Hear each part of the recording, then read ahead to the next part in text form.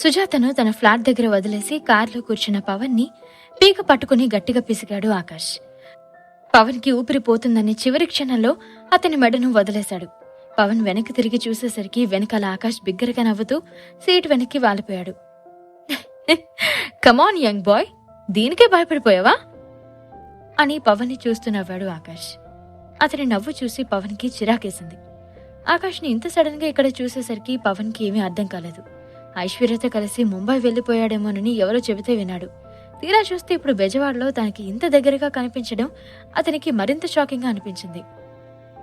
పవన్ ఆకాష్ని చూస్తూ నమ్మలేనట్లు కళ్ళు పెద్దవి చేసి, ఆయన ఇలా పిసికేసేవేంటి? చనిపోతే ఎవరు రెస్పాన్సిబిలిటీ? కొంచెమైతే నా ప్రాణాలు పోయేవి అని చిరాగ్గా అన్నాడు పవన్. పవన్ మాటకి మళ్లీ నవ్వుతూ, నీవిప్పుడే పోయే ప్రాణాలు కాదులే పవన్, నీకు చాలా టైం ఉంది ఇంకా. కానీ ముందు ఈ విషయం చెప్పు, వేళ కాని వేళ నీకిక్కడేం పని అని అతన్ని రెడ్ హ్యాండెడ్ గా పట్టుకున్నట్టుగా అడిగాడు ఆకాష్. సుజాతతో ఇక్కడికొచ్చిన విషయం ఆకాష్ తెలుసు మరీ ఇలా అడుగుతున్నాడేమో అనుకుని పవన్ భయపడ్డాడు. ఒకవేళ అదే నిజమైతే ఆ విషయం ఇంట్లో చెప్పేస్తే అందరి ముందు తలెత్తుకోలేనని పవన్ టెన్షన్తో వణికిపోయాడు. పవన్ ఆలోచిస్తుండగానే ఆకాష్ మళ్ళీ భుజం మీద చెయ్యేసి, ఏమైంది పవన్, ఆలోచిస్తున్నావు? ఈ టైంలో ఇక్కడేం చేస్తున్నావు అని మళ్ళీ గుచ్చిగుచ్చి అడిగాడు. పవన్ తడబడుతూనే, మా ఫ్రెండ్ ఇల్లు ఇక్కడే ఆకాష్, తనని డ్రాప్ చేయడానికి వచ్చాను అని లేని నవ్వును ముఖం మీదకి తెచ్చుకుని ఆన్సర్ చేశాడు పవన్. ఓ అవునా, నాకు తెలియని నీ ఫ్రెండ్ పేరేంటి? నాకు కూడా పరిచయం చేయవా? ఇంతకీ తను ఆడ ఫ్రెండా మగ ఫ్రెండా అని పవన్ని మరింత ఇబ్బంది పెట్టే ప్రశ్నలు అడిగాడు ఆకాష్. ఇన్నాళ్ళు ఆకాష్ చేసే పనులన్నిటికీ వ్యతిరేకంగా మాట్లాడాడు పవన్. కానీ ఇప్పుడు ఇలా రెడ్ హ్యాండెడ్ గా సుజాతతో దొరికితే ఫ్యామిలీ అందరి ముందు ఆకాష్కి వ్యతిరేకంగా మాట్లాడలేడు. అందుకే వీలైనంత మేరకు పవన్ సుజాత గురించి చెప్పకుండా ఆకాష్ని దారి మళ్లించే ప్రయత్నం చేశాడు పవన్. అదేం క్వశ్చన్ ఆకాష్, ఫ్రెండ్స్ లో మగ ఫ్రెండ్స్ ఆడ ఫ్రెండ్స్ అని ఉంటారా అని మళ్ళీ తడబడుతూనే ఆన్సర్ చేశాడు పవన్. అతని ముఖంలో ఆకాష్కి దొరికిపోయాను అన్న ఫీలింగ్ స్పష్టంగా కనిపిస్తుంది. ఆ భయం చూసి తెగ ఎంజాయ్ చేస్తున్నాడు ఆకాష్. సుజాత ఇప్పుడు గనక బయటకొస్తే తన కొంప కొల్లేరవుతుందని పవన్ ఇంకా భయపడుతూ ఉండగానే పైనుంచి సుజాత కేకేసింది. స్టెప్స్ ఎక్కుతూ పైకి వెళ్తున్న సుజాత పవన్ ఎవరితోనో మాట్లాడడం చూసి అక్కడే ఆగింది. పవన్, ఎవరితో మాట్లాడుతున్నావు? లేట్ అయింది, ఇంటికి వెళ్ళు అని అరుస్తూ చెప్పింది సుజాత. సరే అన్నట్లు థంబ్ ఫింగర్ చూపించాడు. కానీ అక్కడి నుంచి వెళ్లడానికి ఆకాష్ అంత ఈజీగా ఒప్పుకోడని పవన్ కి బాగా తెలుసు. పక్కనున్న వ్యక్తిని మరింత తీక్షణంగా చూసి పవన్ మాట్లాడుతుంది ఎవరితోనో కాదు, ఆకాష్ అని తెలిసి సుజాతకి దిమ్మ తిరిగిపోయింది. ఆకాష్ అంటే సుజాతకి పీకల దాకా కోపం ఉంది. చంద్రకాంత్ ఆస్తి పవన్ కి దక్కకుండా చేయడంలో ఆకాష్ది ముఖ్యమైన పాత్ర. చంద్రకాంత్ కూతురు ఐశ్వర్యని ఆకాష్ పెళ్లి చేసుకోకుండా ఉంటే ఎలాంటి అడ్డంకులు లేకుండా ఆస్తినంతా పవన్ పేరు మీద రాసి ఇచ్చేవాడు చంద్రకాంత్. అప్పుడు పవన్ భార్యగా ఆ ఆస్తి అంతటిని అనుభవించేదాన్ని అని సుజాత అతని మీద చాలా కోపంగా ఉంది. ఆకాష్ని చూస్తూ తెగ రగిలిపోయిన సుజాత పవన్ మీద అరుస్తూ, ఇంకా ఎంతసేపు ఇక్కడే ఉంటావు, బయలుదేరు అని కోపంగా చూసింది. పవన్, ఏంటి మచ్చా, నీకిలాంటి ఫ్రెండ్స్ ఉన్నారని చెప్పనే లేదు హా అని కళ్ళెగరేస్తూ అడిగాడు. అతనన్న మాట సుజాత కూడా వినిపించింది. పవన్, వాడితో మాట్లాడుకు, వాడు నీ ఫ్రెండ్ అంటే చెప్పు, మనం ఇక్కడే విడిపోదాం. అతనితో తిరిగితే వాడి దరిద్రం కూడా నీకు అంటుకుంటుంది, జాగ్రత్త అని పవన్ని హెచ్చరిస్తున్నట్టు మాట్లాడింది సుజాత. సుజాత తన గురించి అంత నీచంగా మాట్లాడడం ఆకాష్కి ఏమాత్రం నచ్చలేదు. తనకు మాట్లాడే అర్హత లేదని మనసులోనే అనుకున్నాడు. ఇంతలో సుజాత తన చేతికున్న వాచ్ చూసుకుంటూ ఇప్పటికీ చాలా లేట్ అయిపోవడంతో, సరే బేబీ, నేను వెళ్ళొస్తాను, నా కోసం ఒక ముఖ్యమైన ఫ్రెండ్ ఇంట్లో వెయిట్ చేస్తున్నారు, నువ్వు కూడా త్వరగా ఇంటికి వెళ్ళు అని చెప్పి లోపలికి వెళ్ళిపోయింది సుజాత. ఆమె నోటి నుంచి బేబీ అనే పదం విని ఆకాష్ ఒంటి నిండా జర్రలు పాకినట్టు అనిపించింది. ఆకాష్ ఎదురుగా తన మీద సుజాత అరవడం పవన్ కి ఏమాత్రం నచ్చలేదు. ఇంకా అక్కడే ఉంటే ప్రాబ్లం అని వెళ్ళిపోవడానికి సిద్ధమవుతూ కార్ దగ్గరికి వెళ్ళిపోయాడు పవన్. పవన్ మచ్చా, అప్పుడే వెళ్ళిపోతున్నావా? మనం మాట్లాడుకోవాల్సిన విషయాలు, తేల్చుకోవాల్సిన సంగతులు చాలా ఉన్నాయి కదా, అప్పుడే వెళ్ళిపోతే ఎట్లా అని నవ్వుతూ పవన్ని థ్రెటన్ చేస్తున్నట్టుగా అడిగాడు ఆకాష్. పవన్ ఇవేవీ పట్టించుకోకుండా, అవన్నీ మళ్ళీ కలిసినప్పుడు తీరిగ్గా మాట్లాడుకుందాం, సరేనా, బాయ్ అని చెప్పి పవన్ బండి స్టార్ట్ చేసి రోడ్డెక్కించాడు. పవన్ వెళ్ళిపోగానే ఆకాష్ కూడా వెళ్ళిపోకుండా నేరుగా ఆ బిల్డింగ్ లోకి ప్రవేశించాడు. సుజాత తన ఫ్లాట్ కి వెళ్లేందుకు లిఫ్ట్ ఎక్కి 9th ఫ్లోర్ బటన్ క్లిక్ చేసింది. లిఫ్ట్ చాలాసేపు కదలకుండా ఉండేసరికి అలాగే చూస్తూ ఉండిపోయింది.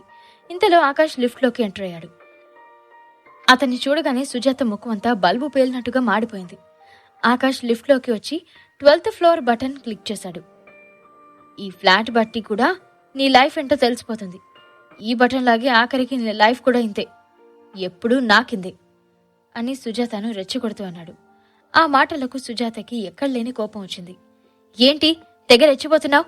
నీలాంటి వాడు నాతో ఇలా లిఫ్ట్లో కలిసి రావడం నాకు ఏమాత్రం ఇష్టం లేదు. నీకు మర్యాదగా దక్కాలని ఉంటే సైలెంట్గా నాతో మాట్లాడకుండా ఉండు, లేదంటే బాగుండదు అని ఆకాష్ మీద అరిచింది సుజాత.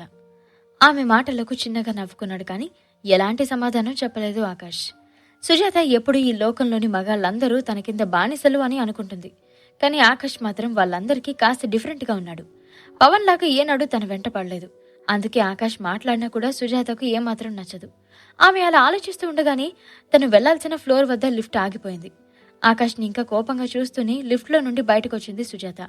ఆమెను చూస్తున్న ఆకాష్కి సడన్ గా ఒక పెద్దాయన వాయిస్ వినిపించింది. ఏమైంది బేబీ, ఎందుకిలా కోపంగా ఉన్నావు? ఏదైనా గొడవ జరిగిందా అని చాలా కన్సర్న్ తో మాట్లాడుతున్నట్టు అనిపించింది. లిఫ్ట్ ఆపి మరీ సుజాతతో మాట్లాడుతున్న ఆ వ్యక్తి వంక చూశాడు ఆకాష్. సుమారు 45 ఏళ్లకు పైగా వయసున్న ఒక వ్యక్తి చాలా ఫన్నీగా కనిపించాడు. పొట్టతో బట్టతలతో చూడ్డానికి జోకర్లా ఉన్నాడు. సుజాతని చూడగానే ఆమెను గట్టిగా హగ్ చేసుకుని ఆమె బుగ్గల మీద చిన్నగా కిస్ చేశాడు. సుజాతను చూస్తున్నంతసేపు అతని ముఖం నిండా కామమే కనిపించింది. అతని ఫేస్ ను చూసి ఆకాష్ ముఖం చిట్లించుకున్నాడు. అబ్బో, ముసలితనం దగ్గర పడుతున్నా కాని మహారసికుడే అని మనసులోనే అనుకున్నాడు ఆకాష్. ఇంకా సుజాత ఆ ముసలాయన్ని కౌగులించుకోవడం ముద్దాడడం ఆకాష్ ఏమాత్రం చూడలేకపోయాడు. ఇంతలో సుజాత మాట్లాడుతూ, ఇదిగో ధర్మా బేబీ, వీడు చాలాసేపటి నుంచి నా వెంట పడుతున్నాడు, నన్ను బాగా ఇబ్బంది పెడుతున్నాడు అని ఆకాష్ వంక చేయి చూపిస్తూ చెప్పింది సుజాత. సుజాత అలా చెప్పగానే ధర్మకి ఎక్కడలేని కోపం వచ్చింది. ఎవడు వీడు అని అడిగి వెంటనే సుజాత వైపు తిరిగి, పద బేబీ, ఇప్పటికే చాలా లేట్ అయింది, నువ్వు బాగా భయపడినట్టున్నావు అని సుజాతతో అన్నాడు ధర్మ. ధర్మ అసలు పేరు ధర్మేంద్ర. ఆయన ఒక రాయల్ ఫ్యామిలీకి చెందినవాడు. అమ్మాయిల పిచ్చి ఎక్కువ. లెక్కలేనంత డబ్బు ఉండడంతో సుజాత ఇతనితో ఫ్రెండ్షిప్ చేసింది. తర్వాత ధర్మేంద్ర ఆమెకు అడిగినప్పుడల్లా డబ్బులు ఇస్తూ తనతో ఎంజాయ్ చేయడం మొదలుపెట్టాడు. ధర్మేంద్ర కూడా సుజాతని బేబీ అని పిలవడంతో ఎలాగైనా సుజాత పని పట్టాలని గట్టిగా అనుకున్నాడు ఆకాష్. ఏమన్నారు సార్, ఈమె మీ బేబీనా? ఇంతసేపు బయటకు కూడా ఇంకో వ్యక్తి బేబీ అన్నాడు. ఆ వ్యక్తి కూడా బేబీ అంటూ హగ్ చేసుకోవడం చూశాను సార్. ఇప్పుడు మిమ్మల్ని కూడా బేబీ అంటుంది, ఏంటో అంత విచిత్రంగా ఉంది అని ధర్మకి అనుమానం వచ్చేలాగా గట్టిగా నవ్వుతూ చెప్పాడు ఆకాష్. అతను అలా చెప్పడంతో ధర్మేంద్ర కోపంగా సుజాత వైపు చూశాడు. ఆకాష్ చెప్పింది విని సుజాతకి అతన్ని చంపాలన్నంత కోపం వచ్చింది. నువ్వేంట్రా నా వెంట పడ్డావు? నా పాటికి నేను నా లైఫ్ని ఎంజాయ్ చేస్తుంటే నీకెందుకురా నాతో ఈ గొడవ, దొంగ సచ్చినోడా అని మనసులోనే ఆకాష్ని పిచ్చి పిచ్చిగా తిట్టుకుంది సుజాత. ఏంటి సుజీ, నువ్వింతసేపు వేరే అబ్బాయితో ఉన్నావా? ఇతను చెప్పిందంతా నిజమేనా? ఏమీ దాచకుండా చెప్పు అని సుజాత వంక కోపంగా చేశాడు ధర్మేంద్ర. ధర్మేంద్రకి ఎక్కడ అనుమానం వస్తుందోనని టెన్షన్ పడుతూ, బేబీ, వీడు చెప్పేదంతా అబద్ధం. నేను నీకు ఎంత లాయల్గా ఉన్నానో నీకు తెలీదా? నా మీద నీకు నమ్మకం లేదా?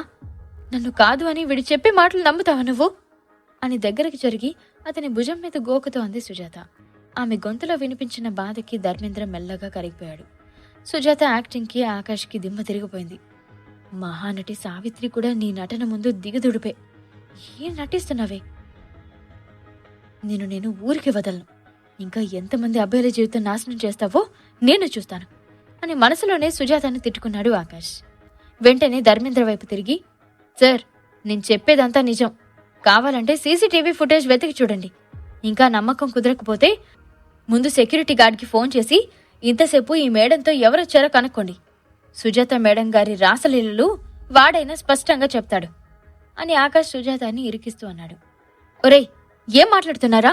నన్ను నా ధర్మ బేబీని విడదీయాలని చూస్తున్నావా అని ఆకాష్ మీద అరిచింది. సుజాత మీద ముందు నుంచి అనుమానం ఉన్న ధర్మేంద్ర ఆమె మీద అరుస్తూ, నిజం చెప్పు సుజీ, ఇతను చెప్పింది నిజమా కాదా? లేదంటే నేను కనుక్కోవాలా చెప్పు. నువ్వు మోసం చేశావని తెలిసిందనుకో, నీకు మామూలుగా ఉండదు చేత వార్నింగ్ ఇస్తూ అన్నాడు ధర్మేంద్ర. అప్పుడు కూడా ఆమె బెదరకుండానే భయపడుతూ, నేను నిజమే చెప్తున్నాను ధర్మ, నీకోసమే నేను ఇక్కడ చాలాసేపటి నుంచి వెయిట్ చేస్తున్నాను. నాకు నువ్వు తప్ప ఇంకెవరూ లేరు అని అంతే గట్టిగా చెప్పింది సుజాత. వెంటనే ధర్మేంద్ర సెక్యూరిటీ గార్డ్కి ఫోన్ చేసి విషయం అడిగి తెలుసుకున్నాడు. సుజాతతో కలిసి ఎవరో వచ్చారు, స్క్రీన్ షాట్ తీసి ఆ ఫోటో పెట్టమని అడిగాడు. 5 నిమిషాల్లో సెక్యూరిటీ గార్డ్ పవన్ సుజాతలు కలిసి వచ్చిన ఆ ఫోటోని చిన్న వీడియో క్లిప్ ధర్మేంద్రకు పంపాడు. ఆ ఫోటో వీడియో క్లిప్ చూసిన ధర్మేంద్రకి విపరీతమైన కోపం వచ్చింది. సుజాతను చంపేసేలా చూశాడు. అతని బాణపొట్ట కూడా ఆ కోపానికి కదిలిపోయింది. అంతసేపు తనకు అనుమానం ఉన్నా కూడా సుజాత చెప్పిందంతా నిజమని నమ్మాడు. కానీ ఒక్కసారి ఆ ఫోటో వీడియో క్లిప్పింగ్స్ చూశాక ఓపిక నశించింది. పటపట పళ్ళు కొరుకుతూ పిడికిలు బిగించి లాగిపెట్టి సుజాత చెంప మీద గట్టిగా కొట్టాడు ధర్మేంద్ర. ఆ దెబ్బకి సుజాత ఒళ్ళంతా వణికిపోయింది. ఎక్కడ ధర్మేంద్ర దూరం అవుతాడో, డబ్బులకి కష్టమవుతుందో అనే బాధ తప్ప ఆమెకు ఎలాంటి బాధ లేదు. ఆమెకింకా ఎలాంటి ఆలోచన లేదు. ఉసే, నేనుండగా నీకు ఇంకొకడు కావాల్సి వచ్చాడా? ఎందుకే నాకు అబద్ధం చెప్పావు? నాతో ఇంత నిజం దాస్తూ ఎందుకుంటున్నావు? నాతో అబద్ధం ఆడుతున్న విషయం నీ కళ్ళే చెబుతున్నాయి. ఇంతగా ఎందుకు బరి తెగించావు? నీకేం లోటు చేశానే అని సుజాతను బూతులు తిడుతూ మళ్లీ మళ్లీ ఆమె చెంపల్ని వాయించాడు ధర్మేంద్ర. ధర్మేంద్ర చెయ్యి చాలా రఫ్గా ఉండటంతో అతను కొడుతున్న దెబ్బలకి ఆమె చెంపలు 2 ఎర్రగా అయ్యాయి. అతని చేతి వేళ్లు అచ్చులు ఆమె తెల్లని బుగ్గల మీద స్పష్టంగా కనిపిస్తున్నాయి. ఒక చేతితో తన చెంపలు రుద్దుకుంటూ, సారీ బేబీ, నన్ను క్షమించు, ఈ ఒక్కసారికి క్షమించు. ఇంకోసారి ఇంత చీప్గా బిహేవ్ చేయను ప్లీజ్. నా బుద్ధి మార్చుకుంటాను, నీకు నచ్చినట్టుంటాను, నన్ను క్షమించు బేబీ అని ఏడుస్తూ అతని చేతిని పట్టుకుని బతిమాలింది సుజాత. తను అంతలా ఎమోషనల్ అవ్వడం, ఏడవడం చూసి ధర్మేంద్ర మనసు కరిగిపోయింది. సుజాత కళ్ళ వెంట కన్నీళ్లు జలజల రాలుతూనే ఉన్నాయి. ఆమెను అలా చూసి తట్టుకోలేక క్షమించేశాడు. సుజాత తనని అంతగా మోసం చేసినా కూడా ధర్మేంద్రకి సుజాతకి మించిన కంపెనీ ఎవరూ ఇవ్వలేరు. ధర్మకి ఆమె పర్ఫెక్ట్ చాయిస్. ఆమెను క్షమించి వదిలేయడం తప్ప తనకు వేరే దారి లేదు. అందుకే ఆమెను దగ్గరికి తీసుకుని ఓదార్చే ప్రయత్నం చేశాడు. ఇట్స్ ఓకే సుజీ, ఏడవకు. ఈ ఒక్కసారికి నేనేం అనుకోనులే. నువ్వు ఏడవడం ఆపితే మనం డిన్నర్కి వెళ్ళిపోదాం. నీకోసం కాస్ట్లీ డిన్నర్ ప్లాన్ చేశాను అని ధర్మేంద్ర సుజాత గడ్డం పట్టుకుని బ్రతిమలాడాడు. సుజాత నిజస్వరూపం చూపించి ఆమెకు బుద్ధి చెబుదాం అనుకున్న ఆకాష్కి వాళ్ళిద్దరి ప్రేమానురాగాలు చూసి నవ్వొచ్చింది. తాత మనవరాల్లాగా ఉన్న వారి జంటను చూసి ఆకాష్కి నవ్వొచ్చింది. ఏంటి సార్, ఇంత మోసం చేసినా కూడా క్షమించేస్తున్నారా? మీది సూపర్ లవ్ సార్ అని బిగ్గరగా నవ్వాడు ఆకాష్. ఆ నవ్వు సుజాతకే కాదు, ఇప్పుడు ధర్మేందర్కి కూడా ఏమాత్రం నచ్చలేదు. హే మ్యాన్, ఎందుకురా నవ్వుతున్నావు అని సీరియస్ అయ్యాడు ధర్మేంద్ర. ఇది మరీ బాగుంది. నవ్వొస్తే నవ్వడం తప్ప? మీ బేబీకి ఏడుపొస్తుంది కదా, నాకు నవ్వొస్తే నవ్వుతున్నాను అంతే అని ఆన్సర్ చేశాడు ఆకాష్.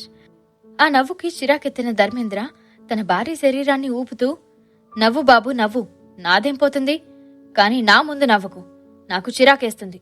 ఇక్కడి నుంచి అర్జెంటుగా వెళ్ళిపో, లేదంటే నా చేయి చూసావా ఎంత రఫ్గా ఉందో, చెంప మీద కొట్టాననుకో నీ పళ్ళన్నీ రాలిపోతాయి అని ధర్మేంద్ర ఆకాష్ని వార్నింగ్ ఇచ్చినట్టు మాట్లాడాడు. ఆ మాటకి అప్పటిదాకా నవ్వుతూ ఉన్న ఆకాష్ మూడు ఒక్కసారిగా మారిపోయింది. లాగిపెట్టి రౌండ్గా లడ్డూలాగా ఉన్న అతని ముఖం మీద చెంప దెబ్బలు వాయించాలనుకున్నాడు ఆకాష్. కానీ తనని తాను కంట్రోల్ చేసుకుంటూ, నా పవర్ని చూపించాల్సింది ఇలాంటి ఊరు పిచ్చుకల మీద కాదు, ఇంకా ఇక్కడే ఉంటే బాగుండదు అని అనుకుని వెనక్కి తిరిగి లిఫ్ట్ సైడ్ వెళ్ళిపోయాడు ఆకాష్. ధర్మేంద్ర మాత్రం ఆకాష్ అలా వెళ్ళిపోవడం నచ్చక, ఒరేయ్ అడిగింది నిన్నే, మాట్లాడుతుంటే అలా వెళ్ళిపోతావు ఏంట్రా, మైండ్ దొబ్బిందా అని పరుగున వెళ్లి ఆకాష్ భుజం మీద గట్టిగా చరిచాడు. లిఫ్ట్లోకి వెళ్ళిపోతున్న ఆకాష్ ధర్మేంద్ర కొట్టిన దెబ్బకి వెనక్కి తిరిగి చూశాడు. అతని కళ్ళల్లో ఎర్రని జీరలు పులుముకున్నాయి. ఇంకా తన మీద పిచ్చి పట్టిన వాళ్లాగా అరుస్తున్న ధర్మేంద్రని చూసి పిడికిలు బిగించాడు. అతను అరుస్తుంటే పళ్ళు బయటికి కనిపిస్తున్నాయి. లాగిపెట్టి ఒకటి ధర్మేంద్ర చెంప మీద కొడితే ఒక పన్ను ఎగిరి కింద పడింది. ఆ దెబ్బకి ఒక్కసారిగా మైండ్ అంతా బ్లాంక్ అయ్యి ఏం జరుగుతుందో అర్థం కాక మూతి మీద చేసుకున్నాడు ధర్మేంద్ర. సుజాత కూడా ఆకాష్ చేసిన పనికి దిమ్మ తిరిగినట్టు నిలబడిపోయింది. ఈ ప్రశ్నలకు సమాధానాలు తెలుసుకోవాలంటే నెక్స్ట్ ఎపిసోడ్ వినాల్సిందే. క్రింద ఇచ్చిన లింక్ ని క్లిక్ చేసి పాకెట్ ఎఫ్ఎం యాప్ ని ఇన్స్టాల్ చేసుకోండి. Stay tune to pocket FM.